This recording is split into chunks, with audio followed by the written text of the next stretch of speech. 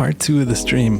What are we checking out now? We are going to check out the FG-X2 from Slate Digital, which just came out today.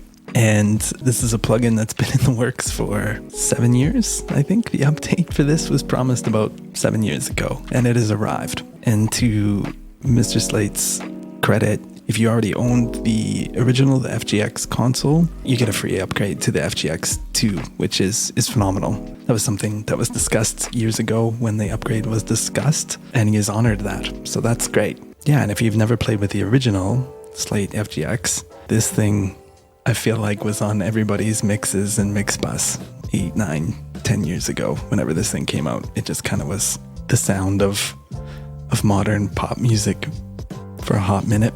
And it was great. It was a really great sounding plugin that you could make things sound incredibly loud and had some really interesting features to it. So yeah, we've finally gotten the upgrade from Slate. So what is this thing? Well, it's a mastering suite plugin. It's got a compressor and it's got a limiter in it. We'll be trying it out on some mixes when we'll definitely try it out against the OG unit and see what the differences are. So Stephen Slate, we haven't done a review on any Slate Digital plugins. Stephen Slate, obviously major player in the plugin world and in the hardware world. Lots of plugins from Slate Digital and some really cool ones. I think when they put the virtual mix rack out, that was a really cool set of plugins and a kind of cool workflow. The VCC plugins, which are great, and that's a plugin I actually still use to this day, is the VCC, which is cool.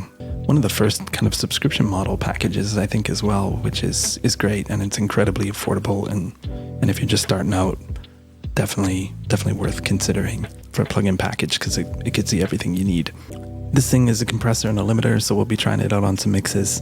Before we even get there, we're going to go through my own personal checklist. And yeah, if you haven't been on the channel before, I haven't heard this before, I don't know anything about how this sounds, I haven't hit play, haven't played with it at all. The whole purpose of the stream is for me to try it out in real time with you folks. So that's what we're going to be doing. And before I do even hit play and try things out or dive into what the features are, there's just some things that I'm looking for in plugins that let me know whether or not it's going to vibe with kind of my workflow. Just some things that I'm interested in. So the checklist, what's the first thing on the checklist? The first thing is the GUI. How does this thing look? The user interface. All the Slate stuff looks really slick, and this is no different. Really clean, looks modern, looks inspiring to use, and I definitely want to be inspired by my tools. So this one looks great, and it's resizable, which is super awesome. AB and undo, that's the next thing on here, and I can see that clearly up here. So we got AB, undo, redo, awesome. Next up is meters. I mean, this is a mastering plugin. This thing is chock full of metering options, and we'll get to that. So the metering's awesome, and it's dead center in the plugin, which I really like. I like that it's right there. Very easy to use. Latency, this thing is running about 3,000 samples of latency, which is a pretty big jump from where it was before. You can see the old version right down there is 254. Definitely a mix and master plugin, not really designed for production, and wouldn't expect it to be. Mix knob, there's no mix knob on this thing. Gain compensation, there is some gain compensation here. Constant gain monitoring, which I think is critical in all phases of work, but certainly in the mastering end of the world, you want to be comparing your levels really cleanly. So that's great. And then the manual. Yeah, manual's kind of a new addition to my nerdy checklist, and this thing's got a great manual and well worth the read, especially if you are new to kind of mastering plugins. It's got a lot of good information. We'll refer to it when we need to here as we're going through it. But the great thing about this plugin is also that it has tooltips available to us. I think it just clicks on and off here. So what do we got on this thing? Well, we have our presets up here. We can view them really nice and easy there, and we can save our own presets. And then this thing works in an easy mode and an advanced mode, which is super cool. I like that. I think it's really interesting when plugins do that. There's kind of a broad stroke mode and then a real deep dive, and I think that's awesome when plugins give you that option. We have our undo, redo, and what's this? Reset. So that's great. AB, tooltips. We have our input meter here and our input gain. And then, yeah, we have our compressor here, and we're gonna pop it on advanced so we can see everything. We have our compressor on-off bypass. We have sidechain filters, and we have a mid-side link, and a gain reduction. And this gain reduction width is adjusting the compression balance between the mid and side. So we'll have to play with that a little bit. That's an interesting feature. We've got our ratio, which goes from 1 to 20. And from reading the manual, the compressor is kind of the only thing that is very similar to the original FG-X. And then, yeah, attack and release on the compressor. We have our thresholds, and we have our handy dandy gain reduction meter down here. And we'll hop over to the limiter side. So on the limiter side, we have our bypass, and then we have our low punch and our detail, which are really cool features in the original unit, and they've carried over here, which is great. So we can affect our bottom ends, boost low frequency transients, and the detail sharpens high frequency transients. And then we can go from 250 down to 60, and we can go from 15K down to 1K. So lots of range in that, which is cool. You can really kind of dial in some stuff specifically if you want to. We have our gain, and then we have transients, adjust the sharpness and impact of the transients when limiting. So -10 to smoothness, I wish that would stay up, and +10 to increase. And then we have our drive, which is adjusting the saturation amount. And I kind of think this is similar to on the original unit. I get the feeling anyways that it's similar to the dynamic perception. Balance, adjusting frequency behavior when limiting. So negative prioritizes lows, positive prioritizes highs. We have our ceiling, which is really easy to set here, which goes all the way to -3, which is awesome. And then, yeah, we got a bunch of different modes down here, which is great. We have clear for maximum transparency, tight, transparent and compact, punchy, loud and dynamic, and loud, maximum loudness. And there's a bit more information in the manual about all of those modes. So, and kind of quickly where you would use them: clear, jazz pop, tight, pop rock, punchy rock, EDM, hip hop, and loud EDM, hip hop. But I mean, those are just recommendations, obviously, whatever you want to use it on. And then, yeah, we have an extensive metering section here. It's got a histogram. I think we'll just hit play. We won't listen to it yet, but we'll just hit play. We have our LUFS and our peak and our gain reduction here and our histogram. And this is all variable, which is great. You can switch between LUFS and RMS, and you can switch between peak and true peak, and you can switch between dynamic LU units and crest, which is your difference between your peak and your RMS. So you can easily see it all here, short-term integrated. You can add some meters here if you want, and you can go to horizontal meters. So there is a ton of metering options, and I really like that because I like meters. Lots of options. Oh, and you can hide them even, so that's great. And you can set targets and range, which is great. Incredible metering options, which is pretty important for a mastering plugin. You would expect less. And then over here we have our monitoring section, so we can hear our delta signal. We can solo the mid, solo the side, left and right. That's great. Our constant gain monitoring. We have our bypass, and we have our true peak limiting, which is great. We can see what our ceiling is here, and then we have dither options, 24-bit, 16-bit. Those are the only two options, which is fine. That's pretty standard. And then we have a bunch of noise shaping options. I know dither's not the most exciting thing in the world, but well worth playing with at the end of your master. If you're mastering something, well worth playing with a dither to see what you can get.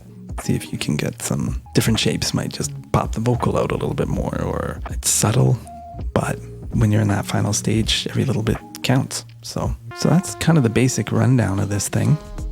So I'm just going to factory default it just because we were messing with everything. And since this is really easy to do, we're just going to do a quick null test and see if this is doing anything off the hop. So null tests, perfect null.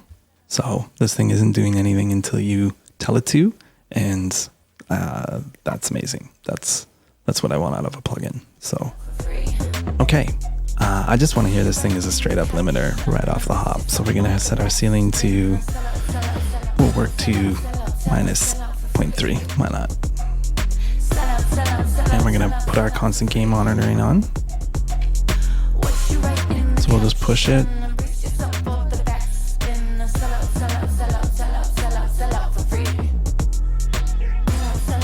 So even on the clear, it feels a little grabby to me as far as the limiter goes. A little bit spongy. Like the bottom end, low mids get a little bit thick. I mean, we're pushing 5 or 6 dBs of limiting here, but the clear doesn't feel super clear to me. Oh.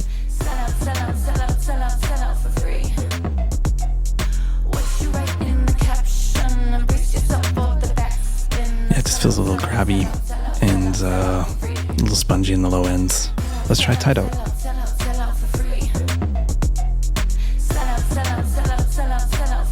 Tight feels instantly modern to me. Get a little bit of top end sparkle, bottom end sucks up nicely.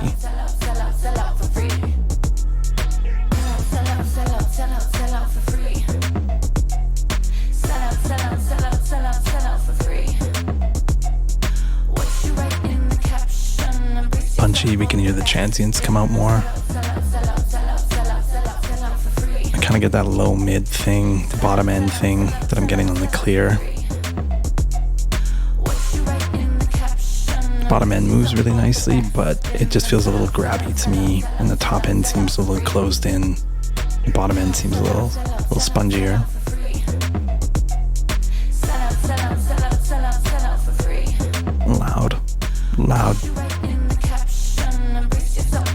Loud seems pretty similar to tight.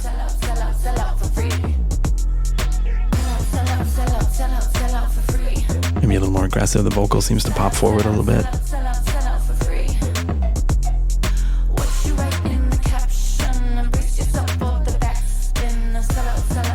I'm hearing some distortion on the real edges of this, which is a bit surprising considering, I mean, I'm not punishing this. I mean, not to say that 4 dBs of limiting isn't a substantial amount, it is, but kind of feel like I shouldn't be getting distortion at that level. Initial thoughts, I think the tight sounds the best to me. For this genre, of course. And the gain matching is good, but it's not super dialed. We do get a little bit of difference there. Okay, let's try a little punch out.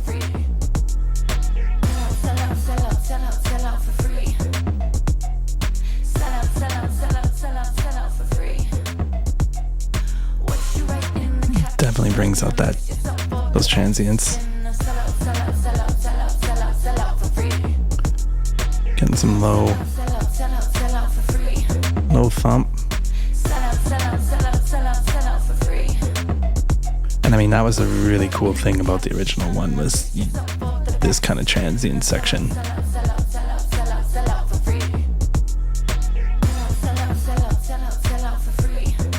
Sounds great. That's really cool. Let's try the top.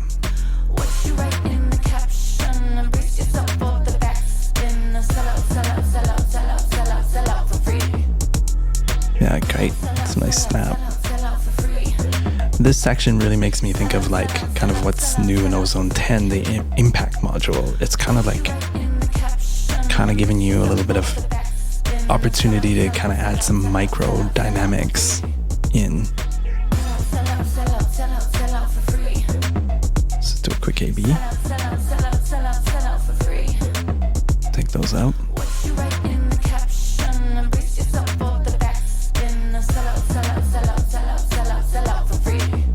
Definitely add some life and energy, which is really cool. And what are our advanced controls here? So leave those guys in there. Let's try transients. So negative smooths, positive punches them up.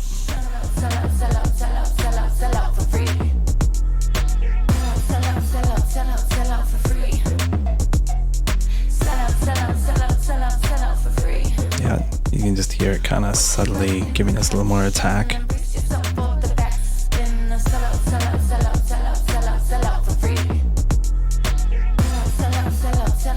Sounds great.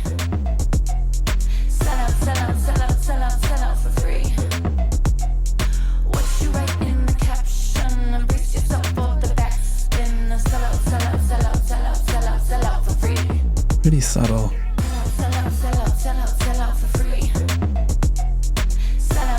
But definitely smooths things out.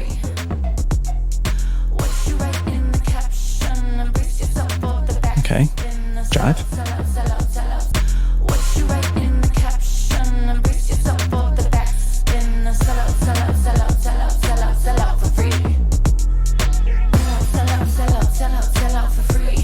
Let's A/B this.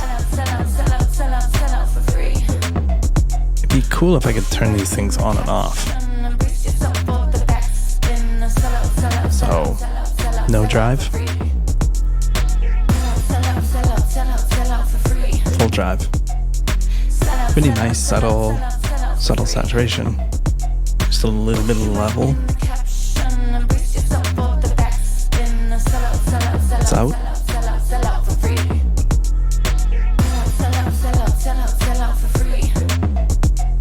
Back in. Sounds nice. I wonder if it changes depending on the mode.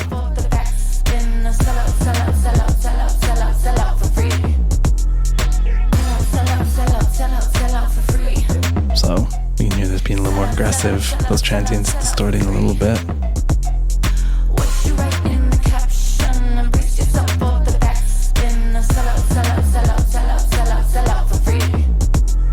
We're definitely getting it there as well.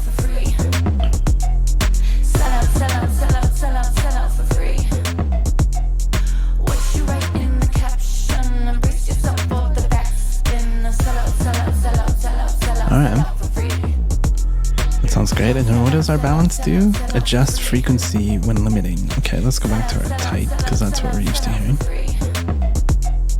So -10 prioritizes lows, positive prioritizes highs.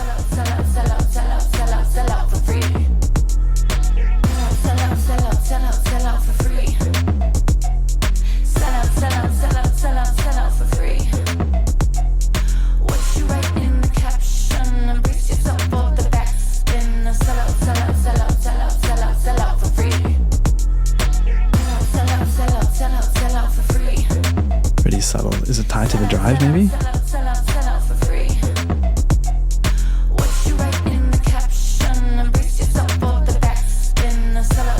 Definitely more apparent with the drive in.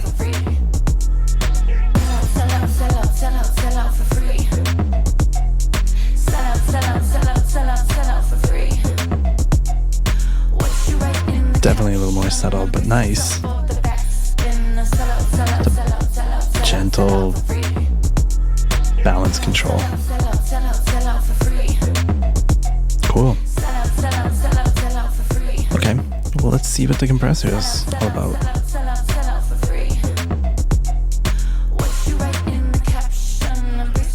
I mean, this isn't I use compression and mastering very, very rarely. So not something I'm necessarily looking for in a mastering plugin or a limiter plugin, but it is great that it's there. And from what I recall, in the original FG-X, the compressor sounded great. It was really musical. And we are putting this on a already fully compressed mix, so not going to be the best test for it, but we'll get a sense of the vibe.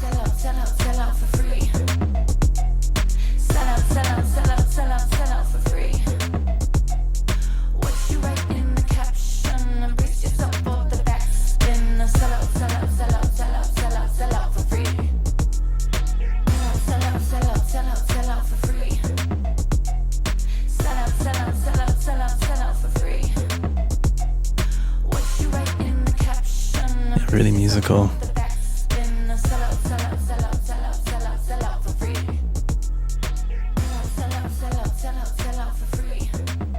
hard to even make sound aggressive even at really, really fast settings.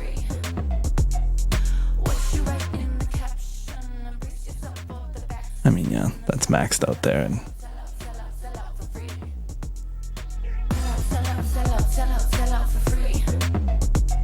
not getting ugly at all. That's pretty impressive, actually.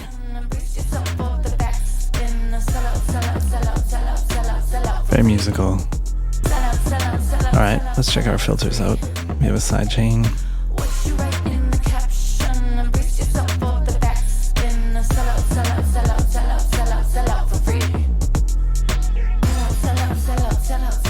Sort of high pass.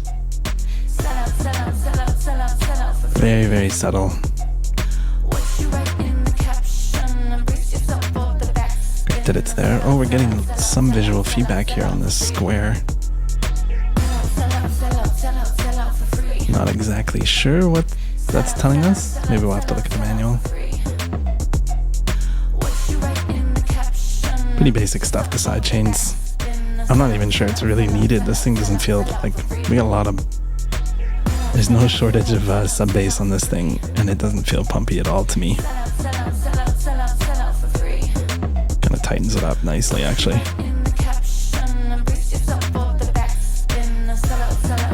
That's great. Okay, let's try this mid-side stuff.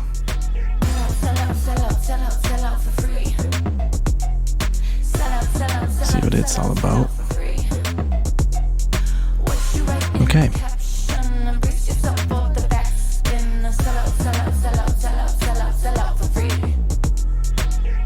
So now it's independently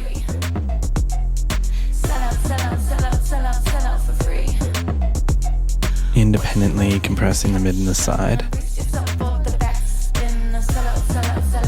You can hear that, our image is shifting.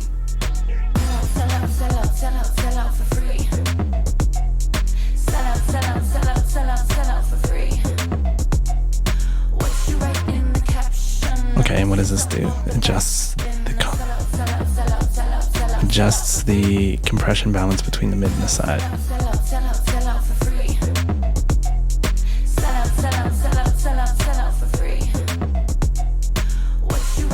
Okay, positive seems to go to our width or our sides. Negative seems to focus in on the mids.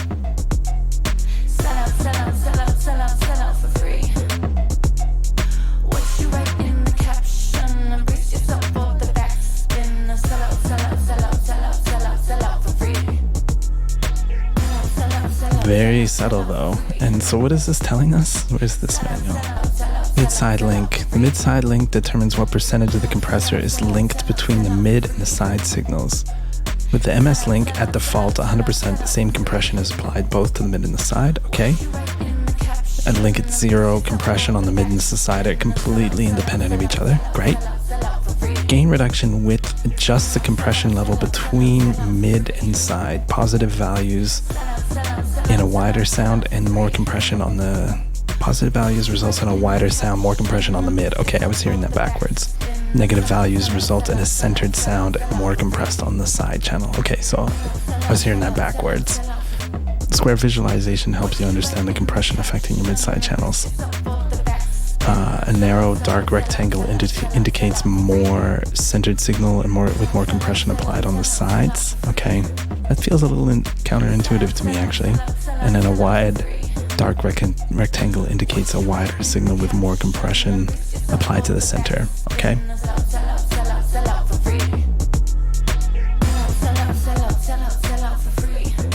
Interesting. Very subtle and definitely can change the movement in your track, which is cool. I don't really jive with the meter. That's okay. Just use my ears. Sounds pretty good though. Okay.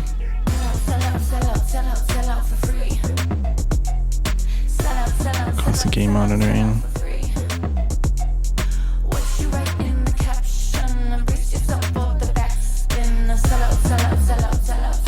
So yeah, the constant gain matching isn't dead on, which is too bad.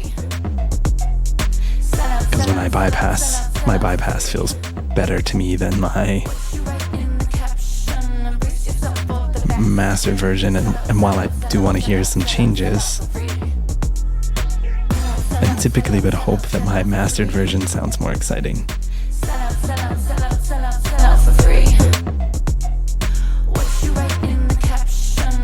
But because of the volume difference between the bypassed and the engaged,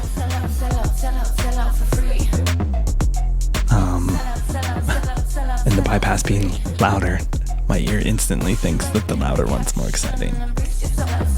Let's see how it sounds against the OG. So left to right, flat. We have our FG-X2, and then we have our OG, left to right. So flat mix.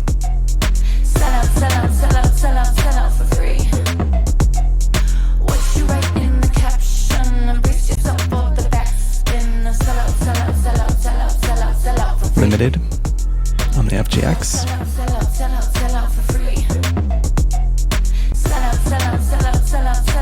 And OG. So the OG is distorting. So what are we getting here in limiting terms? 4 dBs limiting, so nothing crazy.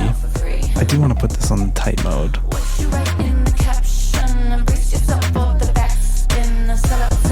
So flat.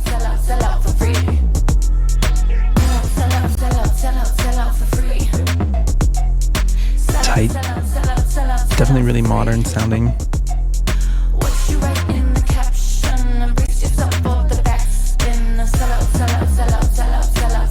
And the OG just is breaking up already at this point. So limiter's definitely improved.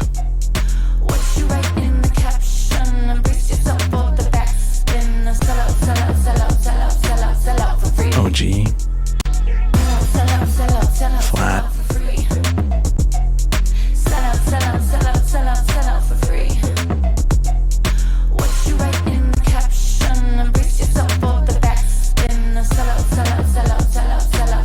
It does feel like I'm losing some of that top end and stuff, and it feels like the limiter's folding it in a little bit.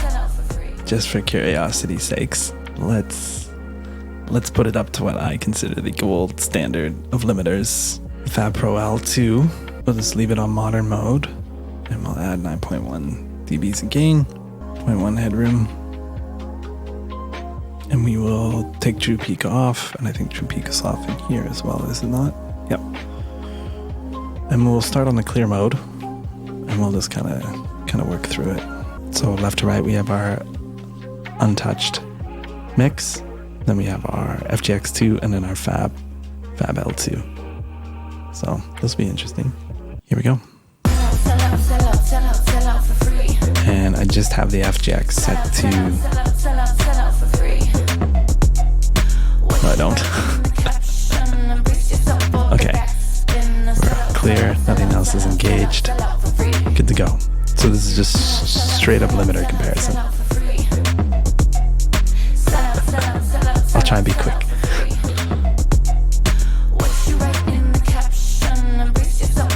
So FG-X.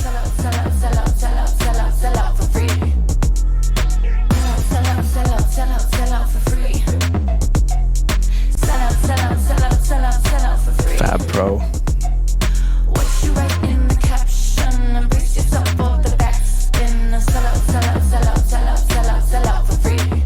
FG-X.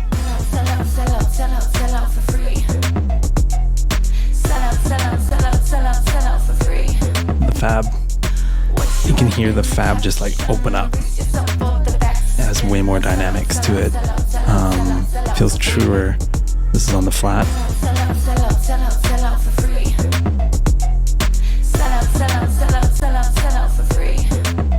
Fab L2. Yeah, Fab Pro all day, Brendan.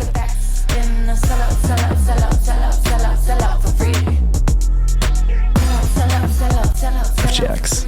See the FG-X just feels a little closed in, darker. Let's try it on its tight setting and see how that does.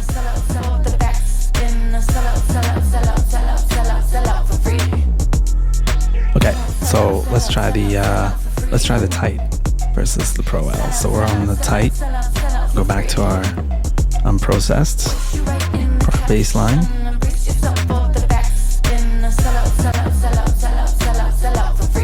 FG-X tight.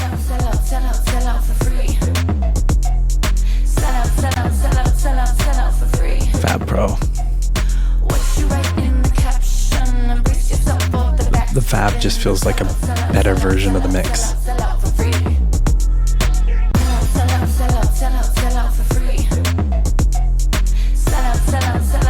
And maybe we don't even have Oversample turned on, so let's, just for the sake of ridiculousness.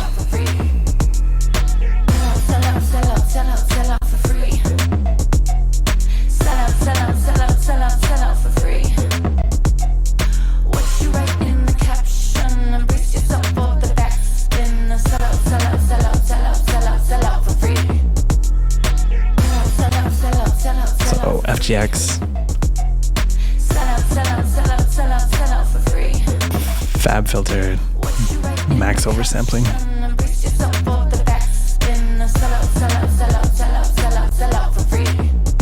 Yeah. Well, I think it's time to recap.